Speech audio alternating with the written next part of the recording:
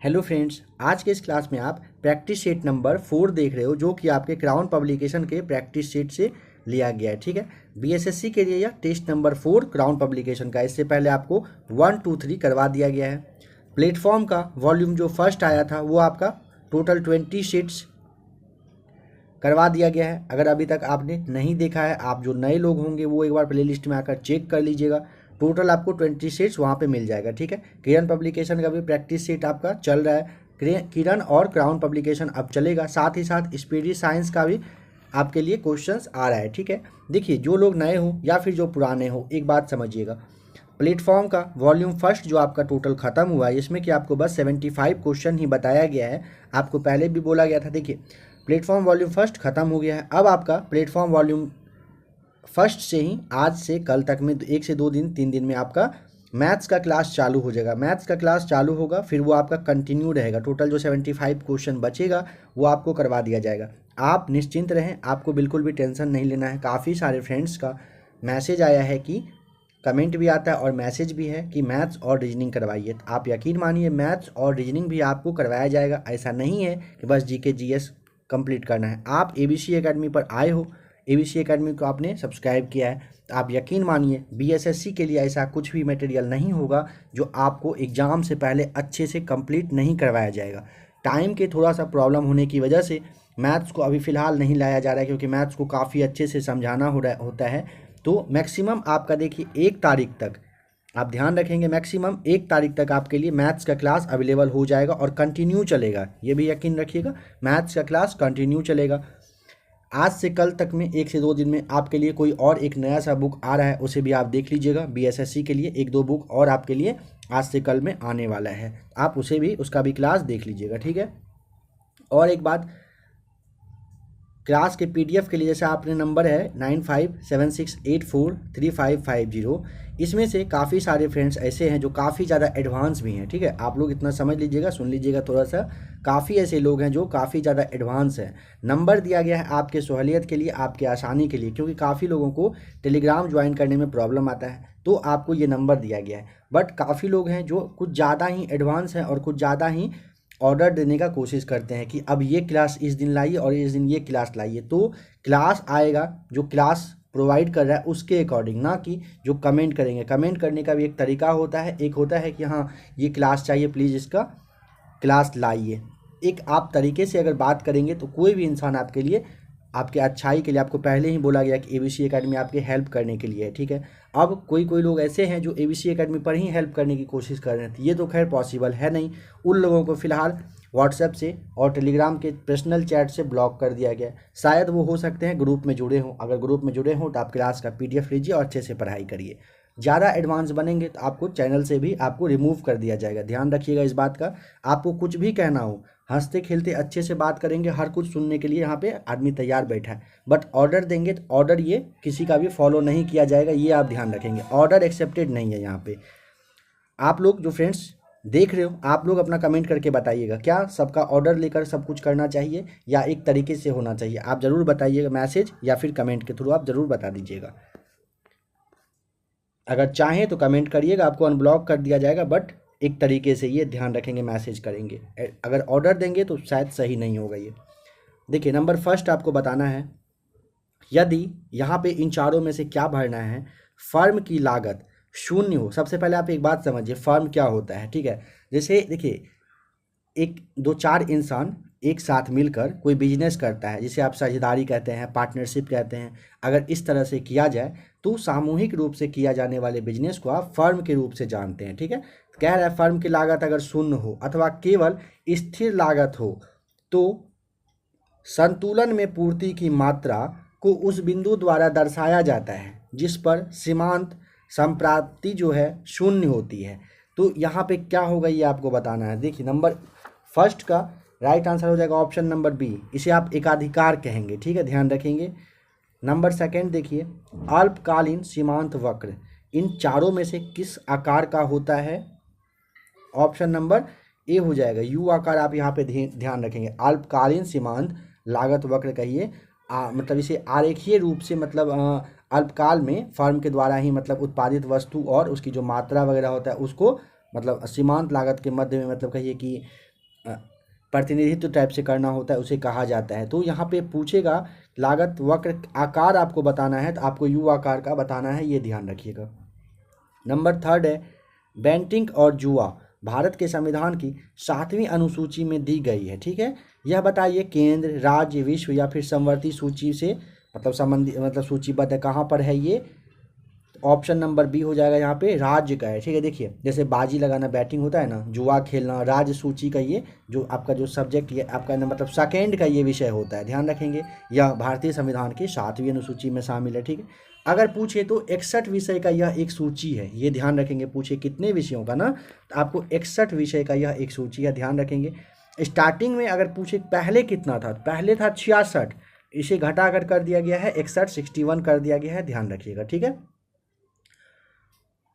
Number 4 देखिए पश्चिम बंगाल में कुल कितना यहाँ पर होगा, जो मतलब बताना है कि लोकसभा निर्वाचन क्षेत्र हैं। नंबर 4 का ऑप्शन नंबर ए हो जाएगा राइट आंसर। पश्चिम बंगाल में अगर पूछेगा नंबर फर्स्ट हो जाएगा। टोटल 42 तरह के लोकसभा सीट होता है, ठीक है, ध्यान रखेंगे 42 सीट है। बिहार में अगर पूछेगा तो बिहार आपको 40 बता देना है। महाराष्ट्र में 48 है। और यूपी में अगर पूछेगा तो बताना है कितना है, यूपी में 80 है जो कि सबसे ज़्यादा सीट है, ठीक है। देखिए बताना है नंबर 17 में कि 1917 में महात्मा गांधी ने दमनकारी बागान व्यवस्था के खिलाफ किसानों को संघर्ष करने के लिए प्रेरित करने के लिए इन चारों में से किस चीज़ का मतलब दौरा किया? नंबर 5 का ऑप्शन नंबर सी हो जाएगा, चंपारण वे आए थे 1917 में, ठीक है। नंबर 6 है बादामी चालुक्यों के बादामी जाने से पहले उनकी राजधानी बताइए कहाँ पर थी? देखिए ऑप्शन नंबर आपका यहाँ पे बी हो जाएगा राइट आंसर, एहोल थी। समझिएगा एहोल, जिसे आप मंदिरों के शहर के नाम से जानते हैं। चालुक्य की ये पहली राजधानी थी और यह जो है ना व्यापारिक केंद्र था, जिसे बाद में धार्मिक केंद्र के रूप में कहिए कि मतलब विकसित कर दिया गया था, ठीक है। तो ऑप्शन नंबर यहाँ पे आपका बी राइट आंसर हो जाएगा। बिहार का न्यूनतम वन क्षेत्र वाला जिला बता दीजिए कौन सा है? नंबर 7 का ऑप्शन नंबर आपका यहाँ पे सी हो जाएगा राइट आंसर, शेखपुरा। बिहार का न्यूनतम वन क्षेत्र वाला जिला अगर पूछा जाएगा तो शेखपुरा है। एक दिवसीय महिला विश्व कप 2022 किस देश में हुआ?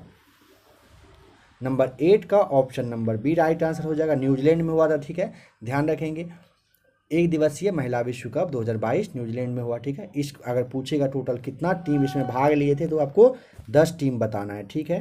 देखिए नेक्स्ट है यहाँ पे, देखिए यहाँ पे जो नंबर 7 है ना, बिहार का न्यूनतम वन क्षेत्र वाला जिला पूछा है कौन सा है, तो ऑप्शन यहाँ पे जो सी है आपका शेखपुरा हो जाएगा, ठीक है। और शेखपुरा का यहाँ का पूछा जा सकता है ना कि ये जो वन घनत्व है ये कितना है, ठीक है। न्यूनतम वन पूछा है ना, तो वन घनत्व भी आपसे पूछा जा सकता है 1.19 यानी 1.19 यहाँ पे आपको किलोमीटर बताना है, ठीक है। ये आप ध्यान रखेंगे, न्यूनतम हो जाएगा, ठीक है। यहाँ पे आपका ऑप्शन नंबर सी यहाँ पे राइट आंसर हो जाएगा।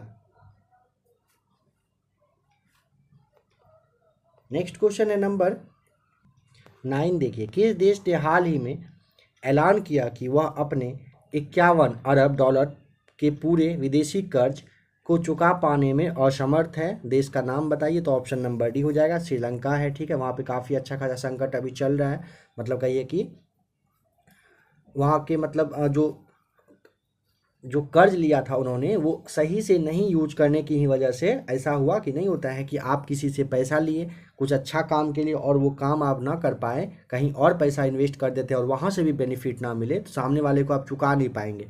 तो उसी तरीके से ना श्रीलंका का बहुत ही ज़्यादा बुरा वाला कंडीशन अभी आ चुका है।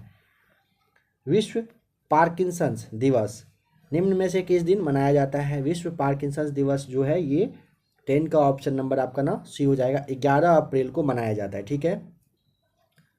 देखिए मतलब ये कहिए ना कि इस रोग में ना सबसे पहले आप समझ लीजिए पार्किंसंस होता क्या है। तो ये जो पार्किंसंस बीमारी होता है ना, इसमें मतलब शरीर का जो एक्टिविटी है वो काफ़ी स्लो हो जाएगा, बॉडी में अकड़न आ जाता है, ठीक है। आप सुस्त हो जाते हैं, जो भी इंसान को होता है वो काफ़ी हद तक कहिए कि सुस्त हो जाता है, ठीक है। इसे आप पार्किंसंस बीमारी के नाम से जानते हैं और यह 11 अप्रैल को मनाया जाता है, ठीक है।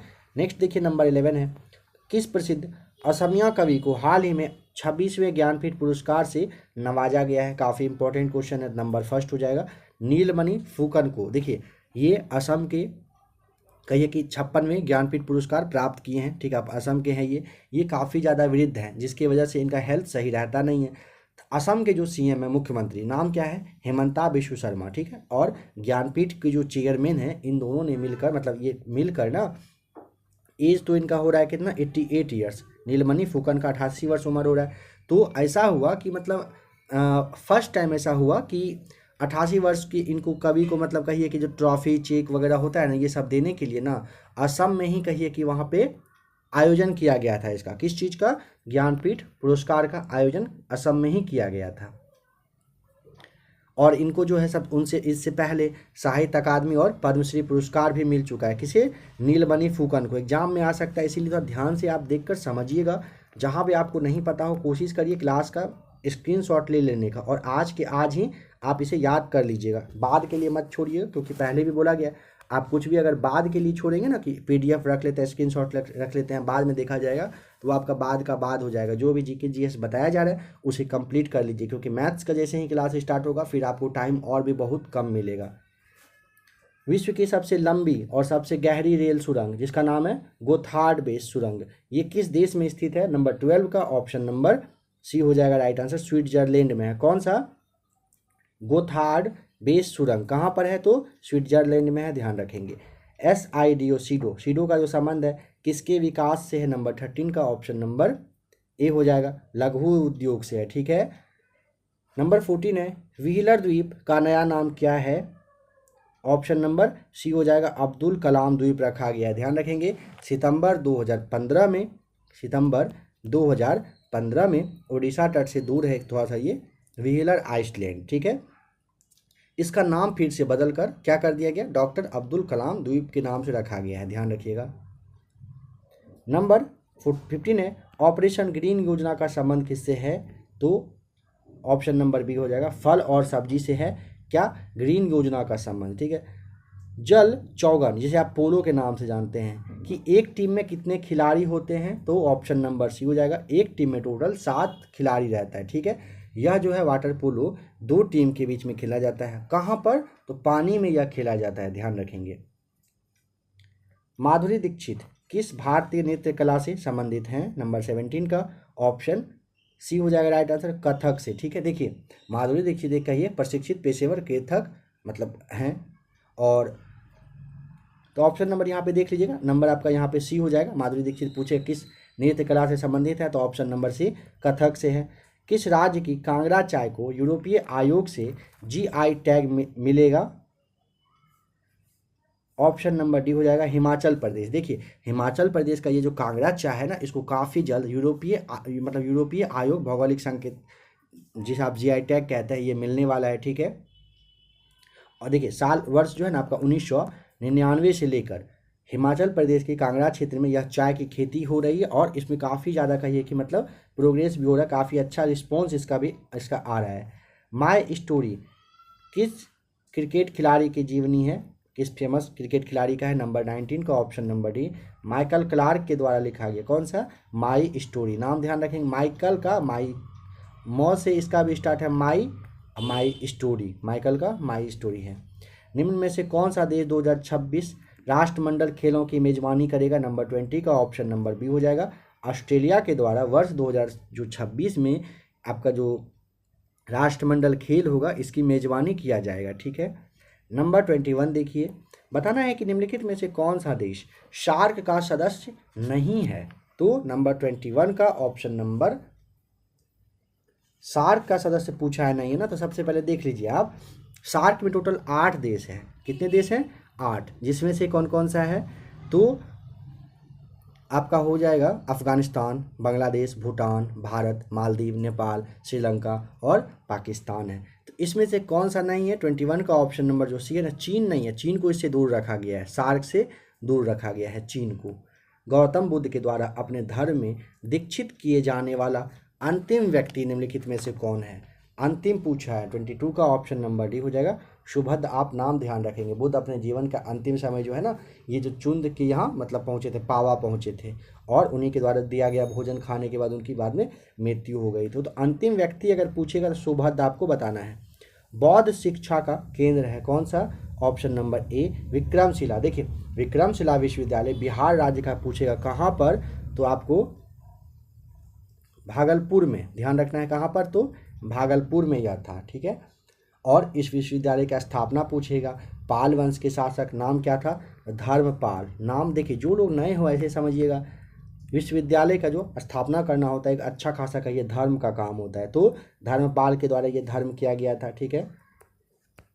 नंबर 24 है, गणित का पुस्तक, गणित की जो पुस्तक है नाम है लीलावती। लीलावती के लेखक कौन है? नंबर 24 का ऑप्शन नंबर डी भास्कराचार्य के द्वारा क्या लिखा गया है? लीलावती लिखा गया है, ठीक है। आइए 25 देखते हैं। द्वार समुद्रम किस राजवंश की राजधानी थी? तो ऑप्शन नंबर सी होयसल की राजधानी थी। द्वार समुद्रम ना आधुनिक कहिए कि हेलविड का प्राचीन नाम है, किसका? हेलविड का, ठीक है। और ये होयसल वंश के राजाओं की राजधानी रही थी। किस मुगल शासक का मकबरा भारत में नहीं है? काफ़ी इंपॉर्टेंट क्वेश्चन है। अभी इस क्वेश्चन को आप देखिए, जिनको पता हो अच्छी बात है, जिनको नहीं पता है उनसे रिक्वेस्ट है अभी के अभी आप याद कर लीजिएगा, काफ़ी ज़्यादा इंपॉर्टेंट क्वेश्चन है। तो पूछेगा किसका नहीं है? ऑप्शन नंबर आपका डी यहाँ पे ध्यान रखेंगे, बाबर का। देखिए बाबर और एक नाम आप ध्यान रख लीजिएगा, जहांगीर, ठीक है। ये दोनों ऐसे मुगल शासक हैं जिनका कि मकबरा भारत में नहीं है, ठीक है। बाबर का मकबरा पूछेगा कहाँ पर है, तो आपको काबुल बताना है, ठीक है। बाबर का पूछेगा तो काबुल में, ठीक है। काबुल कहाँ? तो अफगानिस्तान, ये भी ध्यान रखिएगा। और जहांगीर का अगर पूछेगा, जहांगीर का तो लाहौर में है। लाहौर में अगर एग्जैक्ट मतलब जानना है आपको कहाँ पे जगह, तो शाहदरा नाम आप ध्यान रख लीजिएगा, शाहदरा में है किसका? तो जहांगीर का, ठीक है। ध्यान रखेंगे दो ऐसे मुगल शासक कौन कौन से हैं? एक है आपका जहांगीर जिसका कि लाहौर यानी कि शाहदरा में है, ठीक है। और दूसरा बाबर का जो कि काबुल यानी कि अफगानिस्तान में है। ये दोनों ऐसे शासक हैं, इनका भारत में मकबरा नहीं है। नंबर 27 है, निम्नलिखित में से कौन सा एक है जो सही सुमेलित है? तो ऑप्शन नंबर आपका देखिए अब्दुल, ये जो आपका रहीम खाने खां का मकबरा है ना, ये दिल्ली में है, ठीक है। ऑप्शन नंबर आपका जो डी है ना, ये आपका बस सही मैच किया हुआ है, ठीक है। नंबर 28 देखिए, मुंगेर के बरहिया ताल विरोध का उद्देश्य क्या था? तो ऑप्शन नंबर आपका ना ए हो जाएगा, बकास्त भूमि की वापसी की मांग करना। ध्यान रखेंगे मुंगेर के अगर पूछेगा कि बरहिया ताल विरोध का जो रीजन था वो क्या था, तो बकास्त भूमि वापस करने के लिए किया गया था। मुजफ्फरपुर में किंग्स फोर्ड की हत्या का प्रयास कब किया गया था? 29 का ऑप्शन नंबर ए वर्ष 1908 में। देखिए दो नाम ध्यान रखिएगा, प्रफुल्ल चाकी और खुदीराम बोस, इन दोनों के द्वारा मुजफ्फरपुर का न्यायाधीश नाम था किंग्स फोर्ड, इसको मारने का मतलब कोशिश किया गया था, बट उसमें वो क्या हुआ कि बच गया। बट उनकी जो वाइफ थी ना, उनका नाम कनेडी था, ठीक है। वाइफ उनका कनेडी, किसकी? किंग्स फोर्ड की वाइफ के नाम था कनेडी। इनकी मृत्यु हो गई थी, ठीक है। और इनकी बेटी भी थी, वो भी मतलब मर गई थी। अब क्या हुआ बाद में कि पुलिस के डर की वजह से ना प्रफुल्ल चाकी ने आत्महत्या कर लिया था, और जो खुदीराम बोस थे इनको पकड़ा गया और फांसी इनको दे दिया गया था। नंबर 29 के बाद 30 देखिए, 1920 की खिलाफत आंदोलन कमेटी की सभा जिसने गांधी को असहयोग आंदोलन के नेतृत्व को संभालने का अनुरोध किया था, वह किस शहर में हुई थी? आपको शहर बताना है, तो ऑप्शन नंबर सी कहाँ पर? तो इलाहाबाद में हुआ था, ठीक है। अखिल भारतीय खिलाफत कमेटी की जो सभा है ना 1920 में इलाहाबाद में ही हुआ था। गांधी जी को असहयोग आंदोलन संभालने का अनुरोध किया गया था, और सितंबर 1920 में कलकत्ता में हुए भारतीय राष्ट्रीय कांग्रेस के विशेष अधिवेशन से असहयोग आंदोलन मतलब कहिए कि चालू करने का जो प्रोसेस है ना वो बन गया था, ठीक है। यहाँ पे ऑप्शन नंबर आपका सी ध्यान रखना है, इलाहाबाद आपका राइट आंसर हो जाएगा। निम्नलिखित में से किसे केप कामोरीन के नाम से भी जाना जाता है? 31 का ऑप्शन नंबर सी, कन्याकुमारी को आप जानते हैं किस नाम से? केप कामोरीन के भी नाम से जानते हैं। इंदिरा गांधी नहर का उद्गम स्थल कहाँ है? ऑप्शन नंबर सी हैरिके बैराज, आपको ध्यान रखना है। इंदिरा गांधी नहर का अगर उद्गम पूछेगा, ये जो हैरिके बैराज है यहाँ से होता है, जो कि आपके पंजाब में है। यह भी ध्यान रखेंगे कहाँ पर है, तो पंजाब में का जो मतलब पास में कहिए कि ये व्यास और सतलज नदी होता है ना, उसी के संगम से होता है। अगर पूछेगा कि मुख्य नहर की टोटल लंबाई, मुख्य नहर की लंबाई बता दीजिए कितना है, तो आपको 650 किलोमीटर बताना है, ठीक है। इससे जो है आपका ये पश्चिमी राजस्थान का एरिया हो गया, बीकानेर, जोधपुर, जैसलमेर, इन सब जगह पे सिंचाई किया जाता है। बताइए कि पोंग बांध किस नदी पर बनाया गया है? 33 का ऑप्शन नंबर डी हो जाएगा राइट आंसर। व्यास नदी पर पोंग बांध बनाया गया है। कहाँ पर? तो आपका जो ये हिमाचल प्रदेश है ना, हिमाचल प्रदेश आप ध्यान रखेंगे। पोंग बांध का निर्माण हिमाचल प्रदेश के कांगड़ा जिले के में व्यास नदी पर किया गया है। ठीक है। गाय की जो नस्ल अधिक दूध देती है वह है कौन सी है? 34 का ऑप्शन नंबर सी हो जाएगा। शाहीवाल सबसे ज़्यादा देती है। अगर पूछेगा कि सबसे ज़्यादा ये कहाँ पर पाया जाता है ये प्रजाति का, तो पाकिस्तान का जो सिंध वाला एरिया है वहाँ पे सबसे ज़्यादा शाहीवाल गाय आपको मिलेगा, जिसमें कि यह जो है ना प्रतिदिन 10 से लेकर कहा जाता है कि 16 लीटर के आसपास एवरेज में दूध देने का क्षमता रहता है। ठीक है। और वैज्ञानिक का जो गुणवत्ता वगैरह होता है, जैसे आप मार्क कहते हैं, SI मार्क वगैरह इस तरह से होता है ना, तो अगर वो मार्क की आप बात करेंगे, सबसे अच्छा शाहीवाल का ही दूध होता है। ये वैज्ञानिक दृष्टिकोण से बताया गया आपको। नून माटी का तेल शोधक कारखाना अवस्थित है कहाँ पर? नून माटी का 35 का ऑप्शन नंबर ए हो जाएगा, असम में है। ठीक है। बताना है कि निम्न में से कौन सुमेलित नहीं है, बताइए। 36 का ऑप्शन नंबर ए जो है ना आपका, ये सुमेलित नहीं है। ठीक है। नंबर 37 है, भारत के निम्नलिखित बंदरगाहों में से कौन सा एक खुला सागरीय बंदरगाह है? तो सबसे पहले एक बात समझिए, खुला सागरीय बंदरगाह किसे कहते हैं? तो उस तरह का मतलब कहिए कि बंदरगाह जहाँ पर जल का जो पोत वगैरह आता है ना, वो आपका जो तट होता है, मान लीजिए इस तरह से आपका समुद्र है और इधर से अगर मान लीजिए आपका कि इस तरह से अगर बोट आपका आया तो यहाँ तक नहीं आएगा, वो बीच में ही थोड़ा सा रह जाता है, और जो लंगर वगैरह होता है ना, लोहे का चेन वगैरह, वह सब डालकर ना इसे बीच में ही यहीं पर रोक दिया जाता है। यहाँ तक जो नहीं आ पाता है ना, उसे ही आप कहते हैं कौन सा? खुला सागरीय बंदरगाह। तो पूछा है कि यह मतलब कहाँ पर है, तो 37 का ऑप्शन नंबर सी हो जाएगा, चेन्नई में है। ठीक है, ध्यान रखेंगे। ऑप्शन के अकॉर्डिंग ऑप्शन नंबर सी हो जाएगा। विश्व की सबसे ऊंची चोटियाँ किस प्रकार के पर्वतों में पाई जाती है? 38 ऑप्शन नंबर बी हो जाएगा। नवीन मोरदार पर्वत में विश्व की सबसे ऊंची चोटियाँ पाई जाती है। हॉर्न ऑफ अफ्रीका के अंग हैं कौन से देश हैं इसमें से? 39 का ऑप्शन नंबर आपको सी हो जाएगा। सोमालिया, इथोपिया तथा जिबूती जो है ये आपका हॉर्न ऑफ अफ्रीका के नाम से इसे आप जानते हैं। ठीक है। इरिट्रिया देश भी इसमें आता है, ये भी ध्यान रखिएगा। निम्नलिखित देशों में से कौन सा एक प्रशांत महासागर और अटलांटिक महासागर को जोड़ने के लिए पनामा नहर के प्रतिद्वंदी के निर्माण के लिए योजना बना रहा है? 40 का ऑप्शन नंबर डी हो जाएगा, निकारागुआ। ध्यान रखिएगा। बताना है कि बिहार में किस मंडल में सर्वाधिक जिले हैं? तो 41 का ऑप्शन नंबर ए हो जाएगा, पटना में सबसे ज़्यादा है। कितना है?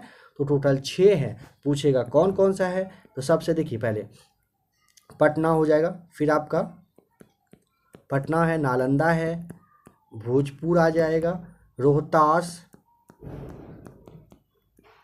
के बाद आप देख लीजिए बक्सर, और एक आपका बच रहा है कौन सा? कैमूर। ये सारे टोटल 6 हैं, जो पटना प्रमंडल में टोटल 6 ये जिले आते हैं। ठीक है। सब बिहार का सबसे बड़ा साहित्यिक सम्मान बताइए कौन सा है? तो ऑप्शन नंबर डी हो जाएगा, राजेंद्र सम्मान सबसे बड़ा सम्मान है। निम्नलिखित में से किस कमेटी ने सिफारिश की कि सेबी को CCI के साथ प्रतिस्थापित करने वाले नियंत्रण प्राधिकरण नहीं बनना चाहिए, बल्कि बाजार नियामक के रूप में कार्य करना चाहिए? समिति ये कौन सा था? तो 43 का ऑप्शन नंबर बी, राघवन समिति के द्वारा ये सुझाव दिया गया था। ठीक है। भारत का पहला वाणिज्यिक बैंक कौन सा था? Option number B, bank of Hindustan जो है भारत का सबसे पहला वाणिज्यिक बैंक था। अगर पूछे इसकी पहला था तो स्थापना बता दीजिए, तो 1770 में इसकी स्थापना की गई थी।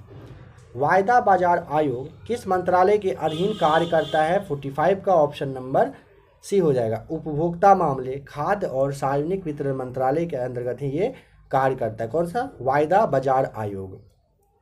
भारत के संविधान में उद्देशिका का विचार लिया गया है कहाँ से? ऑप्शन नंबर डी हो जाएगा, USA के संविधान से भारत के संविधान में उद्देशिका का विचार लिया गया। भारत के राष्ट्रपति को यह अधिकार नहीं प्राप्त है कि वह इनमें से क्या? ऑप्शन नंबर बी, सर्वोच्च न्यायालय के न्यायाधीश को हटाए, यह नहीं है। क्षमादान, आपातकाल की घोषणा और अध्यादेश जारी कर सकते हैं भारत के राष्ट्रपति। कानूनी विषयों पर राज्य सरकार को कौन परामर्श देता है? Option number B advocate general के द्वारा राज्य सरकार को परामर्श मतलब देने का कार्य करता है कौन, तो एडवोकेट जनरल। ठीक है, 48 के बाद आइए 49 देखिए। निम्नलिखित में से कौन से मामले उच्च न्यायालय और उच्चतम न्यायालय की अधिकारिता में आते हैं, तो 49 का ऑप्शन नंबर सी हो जाएगा यहाँ पे आपका राइट आंसर, मूल अधिकारों का प्रवर्तन। ठीक है, नेक्स्ट है नंबर 50।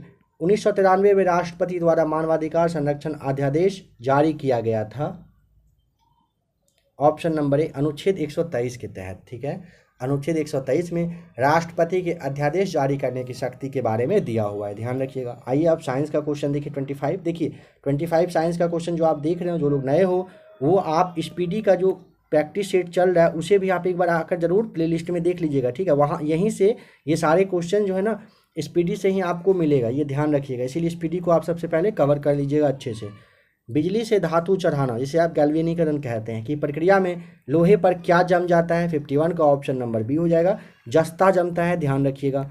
लाल रक्त कोशिकाओं को इन चारों में से बताइए कि किसके रूप में भी जाना जाता है, 52 का ऑप्शन नंबर ए एरिथ्रियोसाइट्स के रूप में आप जानते हैं। ठीक है, निम्नलिखित में से कौन जटिल पौष्टिकता को स्तर को दर्शाता है, ऑप्शन नंबर सी हो जाएगा पारिस्थितिकी तंत्र। देखिए पारिस्थितिकी विज्ञान में ना अनुवर्ती स्तर पर यह कहिए कि मतलब व्यवस्था मतलब अवस्था मतलब होता है जिसमें कि एक जीव खाद्य श्रृंखला में अपने स्थान ग्रहण करता है। ठीक है, जैसे में कि वह जो खाता है फिर उसे कोई दूसरा खा लेता है, तो पौष्टिकता स्तर को दर्शाता कौन सा है, तो पारिस्थितिकी तंत्र आपको ध्यान रखना है। ठीक है, देखिए बताना है कि एक्स जो किरण है इसकी खोज किसने किया था, तो ऑप्शन नंबर आपका यहाँ पे ए हो जाएगा, WC रॉन्टजन के द्वारा माफ कीजिएगा। देखिए एक्सरे की खोज ना डेट आप जान लीजिए सबसे पहले 8 नवंबर 1895 को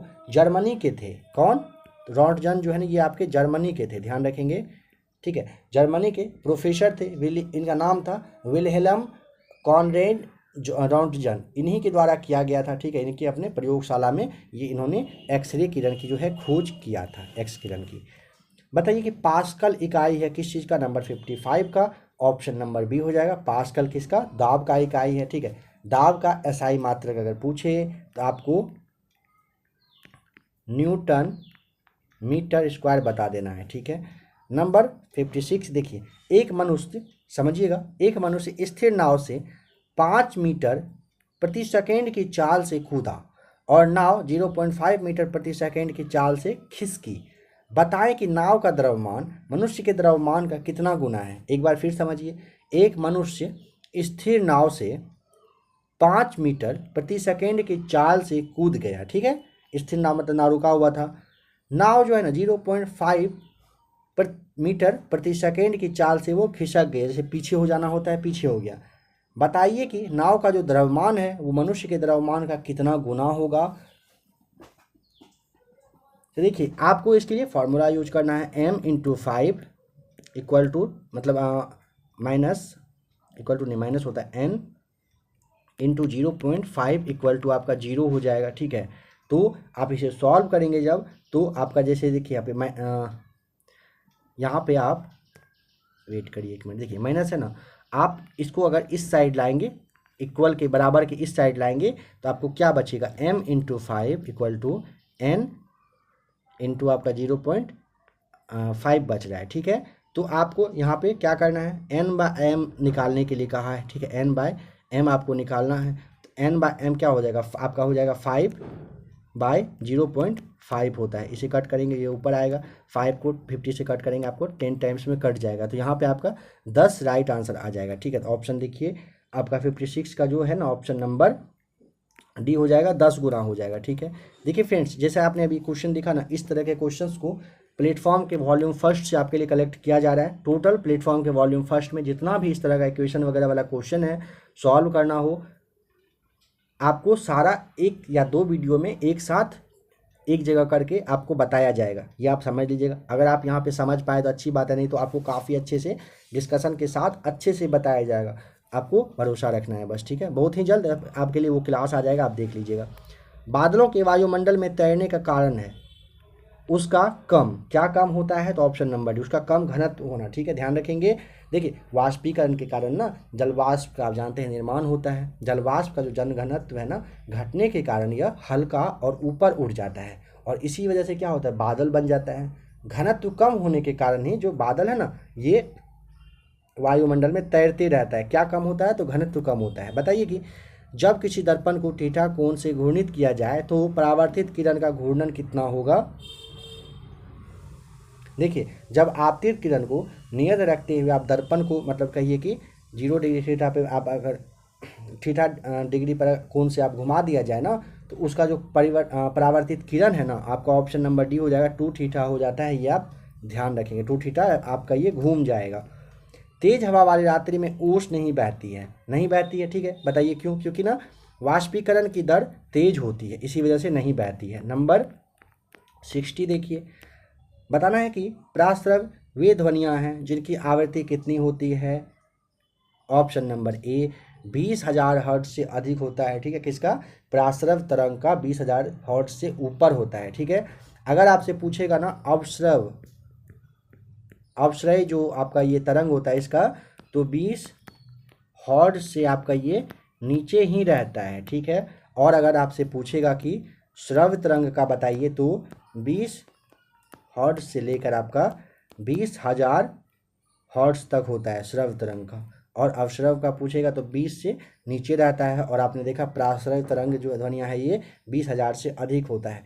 एक तत्व में इलेक्ट्रॉनों और न्यूट्रॉनों की संख्या 18 और 20 है। इस तत्व का द्रव्यमान आपको बताना है। नंबर 61 का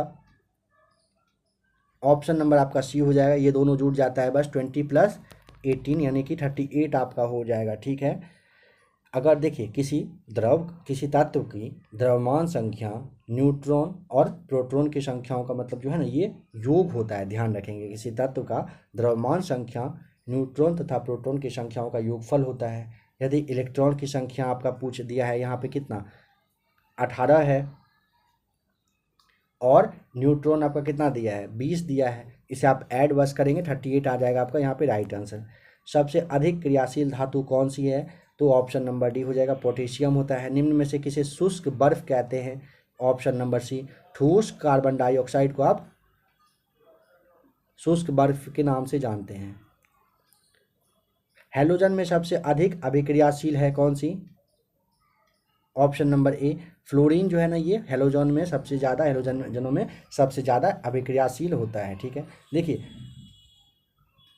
मतलब फ्लोरीन होता है हैलोजन में सबसे अधिक अभिक्रियाशील। अगर पूछे कौन सा, तो फ्लोरीन, ऑप्शन नंबर ए बताना है। ग्रीन हाउस गैस में मुख्य घटक नहीं होता है कौन सा, तो ऑप्शन नंबर डी हो जाएगा, ऑक्सीजन नहीं होता है। ध्यान रखिएगा।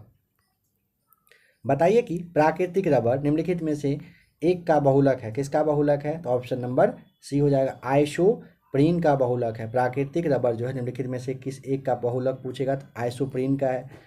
कीट संवर्धन क्या होता है, तो ऑप्शन नंबर ए, कीटों की वृद्धि करने वाले विज्ञान को आप कीट संवर्धन के नाम से जानते हैं। ठीक है, बताइए कि सिनकोना की छाल से प्राप्त औषधि को मलेरिया के उपचार के लिए प्रयुक्त किया जाता था। जिस कृत्रिम औषधि ने इस प्राकृतिक उत्पाद को प्रतिस्थापित किया है वह कौन सा है, मतलब उसके जगह अब यूज होता है, तो ऑप्शन नंबर बी हो जाएगा। ठीक है, क्लोरोक्वीन का अब यूज होने लगा है। सिनकोना की छाल से जो प्राप्त होता था औषधि उसके जगह पे क्लोरोक्वीन का भी यूज अब होने लगा है। निम्न के साथ मिलाने से एजोला का एक अच्छा उर्वरक होता है, ऑप्शन नंबर ए हो जाएगा, नील हरित शैवाल हो जाएगा राइट आंसर। जब रक्त में ऑक्सीजन की सांद्रता में कमी आती है तो श्वास की गति बताइए क्या होता है, ऑप्शन नंबर बी हो जाएगा, बढ़ जाता है। जब रक्त में ना ऑक्सीजन की सांद्रता में कमी आए तो श्वास की गति बढ़ जाती है। यूरिया किसके द्वारा रक्त से पृथक किया जाता है, 71 का ऑप्शन नंबर ए हो जाएगा राइट आंसर, गुर्दा। निम्नलिखित में से किसका निर्माण हमारा शरीर में नहीं होता है बताना है, ऑप्शन नंबर ए हो जाएगा, विटामिन ए का निर्माण शरीर में नहीं होता है। ठीक है, 73 बताना है कि कौन सूक्ष्म तत्व नहीं है, बताइए इसमें से कौन है जो सूक्ष्म तत्व नहीं है। 73 का ऑप्शन नंबर सी हो जाएगा राइट आंसर, गंधक जो है ना ये सूक्ष्म तत्व नहीं होता है। ठीक है, 74 एस्ट्रोजन किसके द्वारा उत्पादित होता है, ऑप्शन नंबर बी हो जाएगा पुटिका के द्वारा। एस्ट्रोजन ना एक मादा जनन हार्मोन होता है, जो पहले बहुत बार आपको बताया जा चुका है। यह जो है ना अंडाशय के गैफ्रियन फालिकिन के द्वारा ही मतलब कहिए कि स्रावित होता है। तो एस्ट्रोजन पूछे किसके द्वारा उत्पादित, तो पुटिका के द्वारा होता है। 75 बहुचर्चित बबल बेबी रोग ऐसा इसलिए कहलाता है क्योंकि ना ऑप्शन नंबर सी देखिए, रोगग्रस्त शिशु का उपचार जर्म रहित प्लास्टिक के बुलबुले में किया जाता है। मतलब बहुचर्चित बबल बेबी जो रोग है ना, ये ऐसा इसलिए कहलाता है क्योंकि रोगग्रस्त शिशु का उपचार है जर्म रहित प्लास्टिक के बुलबुले में किया जाता है। यह जो है ना आपका एक पूछेगा किस तरह का ना, तो आपको आनुवांशिक रोग बता देना है, ठीक है। यह आपका आनुवांशिक रोग होता है, ठीक है, जिसे बच्चे के जन्म के समय से ही मतलब शिशु के में कहिए कि प्रतिरक्षा तंत्र वगैरह जो होता है ना वो काम करना एक तरह से कहिए कि बंद कर देता है, ठीक है। तो फ्रेंड्स अभी आपने टोटल 75 क्वेश्चन देखा। आशा करता हूँ क्लास आपको अच्छा लगा होगा। अगर आज का यह क्लास सेट नंबर जो आपका 4 करवाया गया क्राउन पब्लिकेशन से आपको अगर पसंद आया हो, आप वीडियो को लाइक कर दीजिएगा। बीएसएससी के लिए चैनल को आप सब्सक्राइब कर लीजिएगा। जो लोग नए हो चैनल पे आकर एक बार ज़रूर देख लीजिएगा, चैनल विजिट करिएगा। काफ़ी सारा प्रैक्टिस सेट साइंस वगैरह आपके लिए आ रहा है। और अभी आपका फॉर्म भरने का डेट थोड़ा कुछ दिन और पाँच दिन आपका बचा हुआ है। फॉर्म जिन्होंने नहीं भरा है सबसे पहले फॉर्म भर लीजिए, और 5 दिनों के बाद आपके लिए सारा कुछ मटेरियल अवेलेबल होने लगेगा ABC एकेडमी पर, ठीक है। 4 से 5 दिनों के बाद आपको सब कुछ मिलेगा। आशा करता हूँ क्लास अच्छा लगा होगा। बने रहिएगा ABC एकेडमी के साथ। वीडियो देखने के लिए आपका बहुत बहुत थैंक्स।